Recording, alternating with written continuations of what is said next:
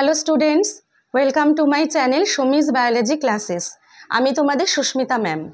আজকে যে বিষয়টা নিয়ে আলোচনা করব সেটা হলো মানুষের চোখ।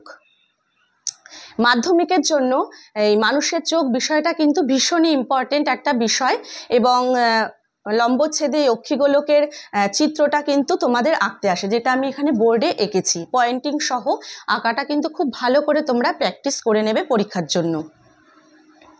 এখন দেখো, আজকে আমরা যেটা আলোচনা করব সেটা হচ্ছে মানুষের চোখের বিভিন্ন অংশগুলো।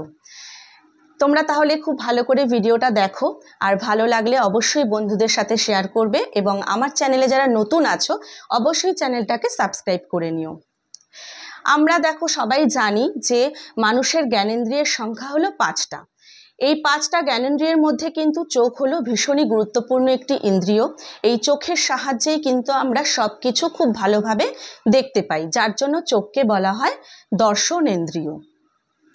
এখন দেখো, এই যে চোখ দুটো আমাদের, এই চোখ দুটোর এই যে অক্ষিপল্লব, চোখের পাতা দুটো, এই অক্ষিপল্লবটা কিন্তু বারবার করে ওঠানামা করে, যার ফলে আমাদের চোখের ভিতরে থাকে অশ্রুগ্রন্থি। সেই অশ্রুগ্রন্থি থেকে অশ্রু ক্ষরিত হয়। সেই অশ্রু আমাদের চোখের পুরো চোখটাকে চোখে পুরো ছড়িয়ে পড়তে সাহায্য করে এই অক্ষিপল্লব বারবার ওঠানামা করে, যার ফলে কিন্তু চোখটা ভিজে থাকে বা আর্দ্র থাকে। এখন এই অশ্রুগ্রন্থি থেকে যে অশ্রু ক্ষরিত হচ্ছে, সেই অশ্রুর মধ্যে কিন্তু এক ধরনের উৎসেচক থাকে, যার নাম হচ্ছে লাইসোজাইম। এই লাইসোজাইম কিন্তু ব্যাকটেরিয়াকে ধ্বংস করতে সাহায্য করে। এটা খুবই পরীক্ষায় আসে 1 নম্বরের প্রশ্নে, যে অশ্রুগ্রন্থি থেকে যে অশ্রু ক্ষরিত হয় তার মধ্যে যে উৎসেচক থাকে, সেই উৎসেচকের নামটা কি? উৎসেচকের নাম হচ্ছে লাইসোজাইম। এবারে দেখো, এই যে ছবিটা দেখছো, এই ছবিটা আর আমাদের চোখের সাথে কিন্তু খুব একটা মিল আমরা খুঁজে পাই না। আমাদের চোখ দুটো কিন্তু এক ধরনের গোলক, ঠিক আছে, অর্থাৎ অক্ষিগোলক। এই অক্ষিগোলকটাকে যদি লম্বালম্বিভাবে কেটে দেওয়া যায়, তখন এই ধরনের ছবিটা কিন্তু আমরা দেখতে পাবো। এখন এই ছবিটার মাধ্যমেই আমরা চোখের বিভিন্ন কি অংশ থাকছে সেইগুলো আমরা জানবো। এখানে দেখো, এই যে অক্ষিগোলক, এই অক্ষিগোলকের একদম বাইরের যে আবরণটা, সাদা রঙের বাইরের যে আবরণটা, এই অক্ষিগোলকের এই পশ্চাৎ ভাগের যে বাইরের আবরণটা, এটাকে বলা হচ্ছে স্ক্লেরা। ওকে, এটাকে বলা হচ্ছে স্ক্লেরা। আর সামনের দিকে যে আবরণটা রয়েছে অক্ষিগোলকের সাদা রঙের, সেটাকে বলা হচ্ছে কর্নিয়া। আর এই যে স্ক্লেরা কিন্তু ঠিক এখান থেকে ধরো এই অবধি, মানে অক্ষিগোলকের এই পশ্চাৎ ভাগের 5/6 অংশ হচ্ছে স্ক্লেরা, আর অক্ষিগোলকের এই সামনের দিকের 1/6 অংশ হচ্ছে কর্নিয়া। এই স্ক্লেরা কিন্তু অস্বচ্ছ, কর্নিয়া কিন্তু স্বচ্ছ, ঠিক আছে। তাহলে কর্নিয়ার কাজ কি? স্ক্লেরা, এই স্ক্লেরার কাজ কি? স্ক্লেরার কাজ হচ্ছে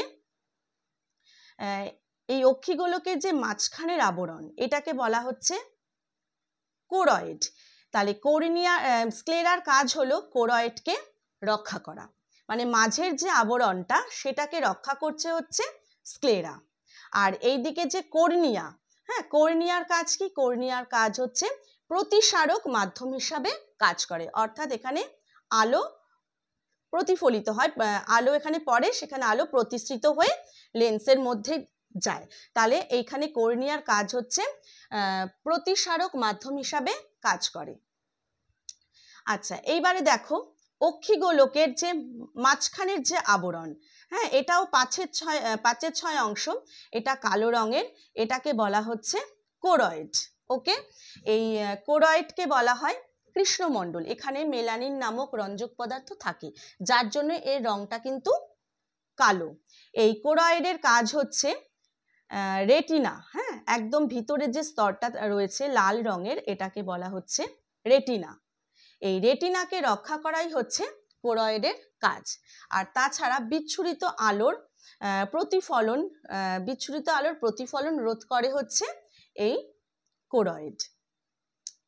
এবারে দেখো, কর্নিয়ার ঠিক পিছনে এই যে অংশ দুটো দেখা যাচ্ছে,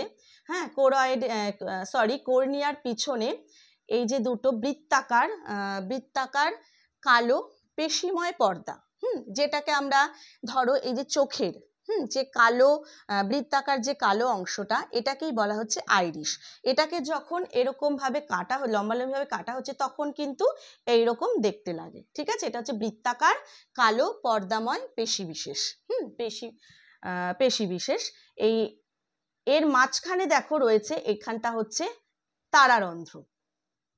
এই আইরিশ হচ্ছে বৃত্তাকার একটা অংশ, ঠিক তার মাঝখানে রয়েছে তোমার 1 থেকে 8 মিলিমিটার ব্যাস বিশিষ্ট ছিদ্র, সেটাকে বলা হচ্ছে তারারন্ধ্র। এই আইরিশের কাজ কি?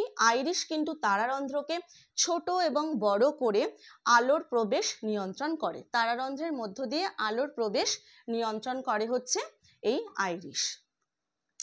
এইবারে দেখো, যেটা রেটিনা, এই লাল রং দিয়ে আমি এখানে এঁকেছি, এটা হচ্ছে অক্ষিগোলকের একদম ভিতরের স্তর। এটাকে বলা হচ্ছে রেটিনা। এই রেটিনা কিন্তু স্নায়ুকোষ দ্বারা গঠিত। 2 রকমের স্নায়ুকোষ, রড কোষ এবং কোন কোষ। রড কোষ হচ্ছে তোমার মৃদু আলোকে দেখতে সাহায্য করে, আর কোন কোষ কিন্তু উজ্জ্বল আলোকে দেখতে সাহায্য করে। এবারে দেখো, আইরিশের ঠিক পিছনে এই যে অংশটা দেখছো, এটাকে বলা হচ্ছে লেন্স। এই লেন্স কিন্তু তোমার এটা হচ্ছে সাসপেন্সারি লিগামেন্ট, আর এটা হচ্ছে তোমার সিলিয়ারি পেশি। তাহলে এই লেন্স সাসপেন্সারি লিগামেন্টের সাহায্যে কিন্তু অক্ষিকোটরে ঝুলে থাকে। এই লেন্সের কাজ কি? লেন্সের কাজ হচ্ছে প্রতিসারক মাধ্যম হিসাবে কাজ করে, ঠিক আছে, মানে এখানেও আলোর প্রতিসরণ ঘটায়। এবারে দেখো, লেন্সের ঠিক বিপরীতে রেটিনার এখানে এক ধরনের বিন্দু, মানে এখানে কোন কোষের সংখ্যা বেশি থাকে, যার ফলে এখানে প্রতিবিম্ব ভালোভাবে গঠিত হয়। এই বিন্দুটাকে বলা হচ্ছে পিত বিন্দু। লেন্সের ঠিক উল্টো দিকে রেটিনার যেখানে কোন কোষের সংখ্যা বেশি, সেখানে কিন্তু ভালোভাবে প্রতিবিম্ব গঠিত হয়। এই বিন্দুটাকে বলা হচ্ছে পিত বিন্দু। আর এই যে এই বিন্দুটাকে বলা হচ্ছে অন্ধবিন্দু। এই জায়গাতে কিন্তু অপটিক স্নায়ুগুলো মিলিত হয়। এখানে কোন কোষ বা রড কোষ কোনোটাই কিন্তু এখানে নেই, যার ফলে কিন্তু প্রতিবিম্ব গঠিত হয় না। এটাকে বলা হয় অন্ধবিন্দু। আর হচ্ছে দেখো, কর্নিয়ার ঠিক সামনের দিকে একটি স্বচ্ছ স্তর আছে। এই স্তরটাকে বলা হচ্ছে কনজাংটিভা। তাহলে এই হয়ে গেল কিন্তু আমাদের চোখের বিভিন্ন অংশ। তাহলে তোমরা বুঝতে পেরেছো, এখানে আমি চোখের বিভিন্ন অংশগুলো কিন্তু লিখেছি। সরি, আর দুটো অংশ আমি তোমাদের বলবো, এখানে বলা হয়নি। এই লেন্স কিন্তু এই অক্ষিগোলককে দুটো ভাগে ভাগ করে, দুটো প্রকোষ্ঠে ভাগ করে। এই সামনের প্রকোষ্ঠ, এটাকে বলা হচ্ছে অ্যাকুয়াস হিউমার। আর এই লেন্সের পিছনের দিকে এই প্রকোষ্ঠটা এখানে বলা হচ্ছে এটাকে ভিট্রিয়াস হিউমার। অর্থাৎ এখানে জেলির মতো, এই ভিট্রিয়াস হিউমারটা হচ্ছে জেলির মতো তরল বিশেষ। আর এই অ্যাকুয়াস হিউমার যেটা এখানে থাকছে হচ্ছে জলীয় তরল বিশেষ। এই অ্যাকুয়াস হিউমার আর ভিট্রিয়াস হিউমার কিন্তু প্রতিসারক মাধ্যম হিসাবে কাজ করে এবং চোখের অভ্যন্তরীণ চাপ নিয়ন্ত্রণে সাহায্য করে হচ্ছে এই অ্যাকুয়াস হিউমার এবং ভিট্রিয়াস হিউমার। তাহলে চোখের বিভিন্ন অংশগুলি তোমরা জেনে নিলে। এখানে বিভিন্ন অংশের নামগুলো এখানে দিয়ে দিয়েছি, এবং এই অংশগুলোর কাজ কি সেগুলো কিন্তু খুব ভালো করে পড়তে হবে। এবারে দেখো, প্রাণীদের দৃষ্টি কিন্তু 2 রকমের হয়।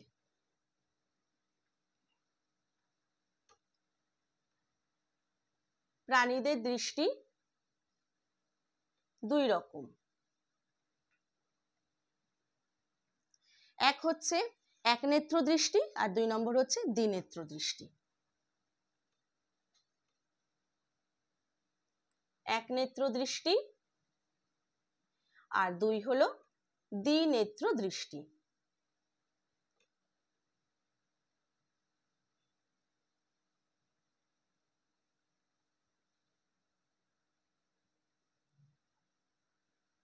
দ্বিনেত্র দৃষ্টি কাদের দেখা যায়?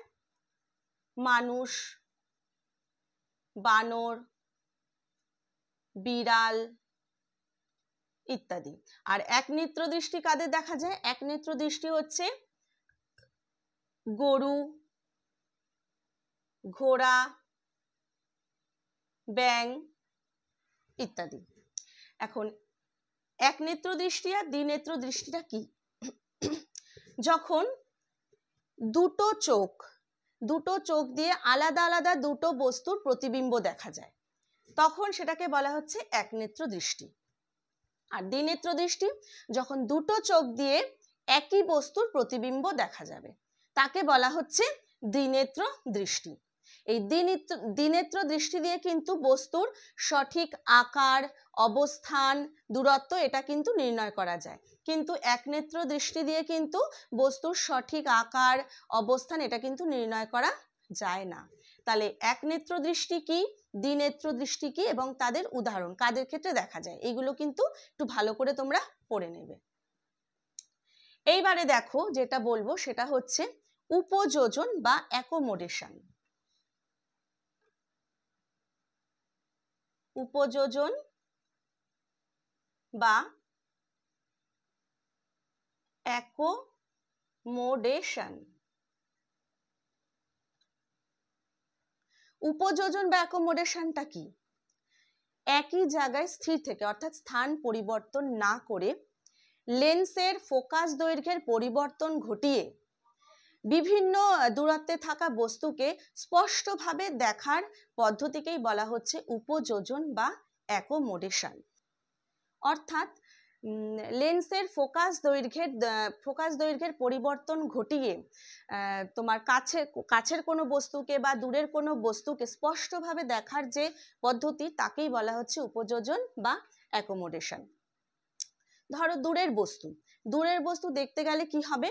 আমাদের এই লেন্সটার কিন্তু সরু ও পাতলা হয়ে যায়, যার ফলে ফোকাস দৈর্ঘ্যের বৃদ্ধি ঘটে, তখন আমরা দূরের বস্তুটাকে দেখতে পাই। আবার কাছের বস্তু দেখার ক্ষেত্রে এই লেন্সটার মোটা বা পুরু হয়ে যায় এবং ফোকাস দৈর্ঘ্য হ্রাস পায়, যার ফলে আমরা কিন্তু কাছের বস্তু দেখতে পাই। তাহলে উপযোজন বা অ্যাকোমোডেশন কি? হ্যাঁ, এর সংজ্ঞাটা কিন্তু ভালো করে তোমরা পড়ে নেবে। এবারে যেটা আমরা আলোচনা করব সেটা হচ্ছে দৃষ্টির ত্রুটি ও সংশোধনের পদ্ধতি। বয়স বাড়ার সাথে সাথে কিন্তু আমাদের উপযোজন ক্ষমতাও কিন্তু হ্রাস পেয়ে যায়, যার ফলে কিন্তু চোখে বিভিন্ন ধরনের সমস্যা দেখা দিতে পারে। সেই সমস্যাগুলোর মধ্যে হলো মায়োপিয়া, হাইপারমেট্রোপিয়া, প্রেসবায়োপিয়া আর ক্যাটারাক্ট বা চোখে ছানি পড়া। এই সমস্যাগুলো কিন্তু আসতে পারে। দেখো মায়োপিয়া কি? মায়োপিয়া হচ্ছে কাছের জিনিস আমরা ঠিকমতো দেখতে পাবো, কিন্তু দূরের জিনিস আমরা ভালো করে দেখতে পাবো না, তাহলে সেটাকেই বলা হচ্ছে মায়োপিয়া। চক্ষু গোলকের ব্যাস, এটা কেন হচ্ছে? চক্ষু গোলকের ব্যাস যদি স্বাভাবিকের তুলনায় বেড়ে যায়, যার ফলে কিন্তু বস্তুর প্রতিবিম্ব রেটিনার সামনে পড়ে, যার ফলে আমরা দূরের জিনিসগুলো ঠিকমতো দেখতে পাই না। এক্ষেত্রে কাছের জিনিস আমরা ঠিকভাবে দেখতে পাই। আর এই মায়োপিয়া রোগটা কিভাবে সারবে? অবতল লেন্সযুক্ত চশমা ব্যবহার করলে এই রোগ সেরে যায়। হাইপারমেট্রোপিয়াটা কি? এটার ক্ষেত্রে কিন্তু দূরের দৃষ্টি ঠিক থাকে কিন্তু কাছের দৃষ্টি ব্যাহত হয়, অর্থাৎ আমি দূরের জিনিস ঠিকমতো দেখতে পাবো কিন্তু কাছের জিনিস একদমই ভালোভাবে ঠিকমতো দেখতে পাবো না। এটা কেন হচ্ছে? চক্ষু গোলকের ব্যাস স্বাভাবিকের তুলনায় কম হওয়ার ফলে বস্তুর প্রতিবিম্ব কিন্তু রেটিনার পিছনে গিয়ে পড়ে, যার ফলে কিন্তু আমরা কাছের জিনিস ঠিকমতো দেখতে পাই না, দূরের দৃষ্টিটা কিন্তু এখানে ঠিক থাকে। এই রোগটা কিভাবে ঠিক করা যাবে? উত্তল লেন্সযুক্ত চশমা ব্যবহার করে কিন্তু হাইপারমেট্রোপিয়া রোগটা সারানো যায়। এরপরে হচ্ছে প্রেসবায়োপিয়াটা কি? লেন্সের স্থিতিস্থাপকতা যদি নষ্ট হয়ে যায়, সেক্ষেত্রে কিন্তু আমরা কাছের জিনিস আর দেখতে পাই না। হ্যাঁ, সেটাকেই বলা হচ্ছে প্রেসবায়োপিয়া। এই প্রেসবায়োপিয়া কিন্তু 40 বছরের বেশি বয়স হয়ে গেলে সেক্ষেত্রে এই রোগটা দেখা যায়। এটা কিভাবে সারানো যাবে? বাইফোকাল বা প্রোগ্রেসিভ লেন্সযুক্ত চশমা ব্যবহার করলে প্রেসবায়োপিয়া রোগটা কিন্তু সারানো যেতে পারে। এবারে দেখো ক্যাটারাক্ট বা চোখে ছানি পড়া।